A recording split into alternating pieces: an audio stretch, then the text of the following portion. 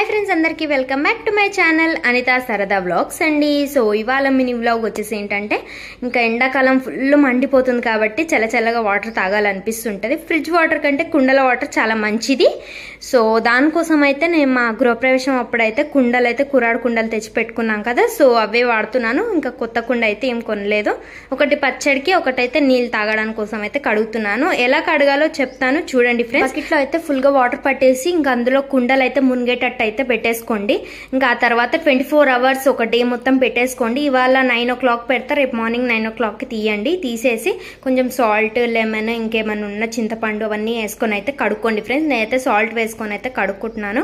ఇంకా అది మొత్తం సున్నం రాసినాం కదా మేము బయట, సో దానికోసం అయితే సబ్బు పెట్టి మళ్ళీ ఒక్కసారి కడుగుతున్నాము।